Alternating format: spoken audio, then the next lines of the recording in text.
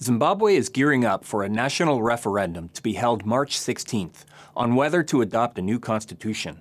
The referendum is part of a political process that is likely to be followed by presidential and parliamentary elections possibly as early as July.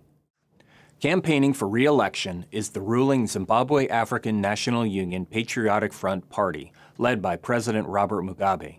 Though 89 years old and having governed Zimbabwe since its independence from the United Kingdom in 1980, Mugabe continues to thoroughly command his party and government. The new constitution, if passed, would introduce a two-term presidential term limit.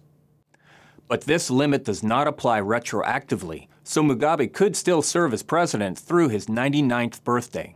Mugabe's main opponent is the Morgan Tsvangirai-led Movement for Democratic Change, a party that emerged in the 1990s with its primary base of support among urban, organized labor.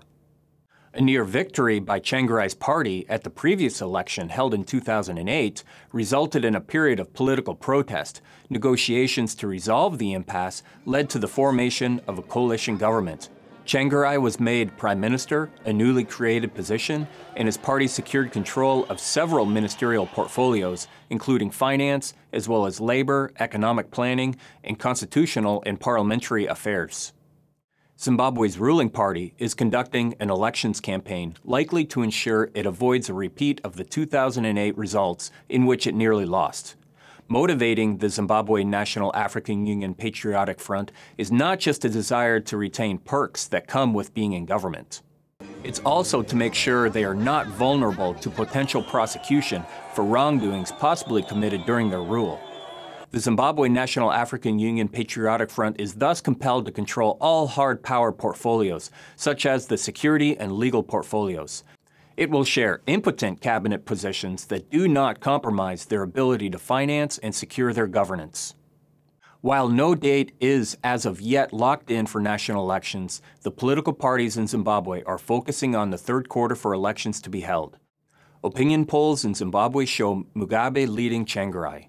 The Zimbabwean ruling party also received a boost this week from the South African ruling party, the African National Congress, stating its preference for the Mugabe-led party to win re-election because of its proven experience and knowledge.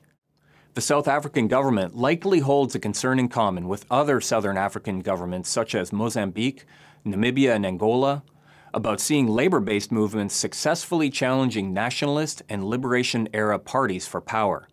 Tsvangirai and his movement for democratic change are distrusted by these other ruling party elites, not wanting to see their grip on power challenged by a startup movement not grounded in a liberation struggle. Winning re-election does not mean Mugabe will serve out a full subsequent term in office. Mugabe is in a state of weakening health, and he does face presidential aspirants from within his party, such as Vice President Joyce Mujuru, as well as Defense Minister Emmerson Mnangagwa.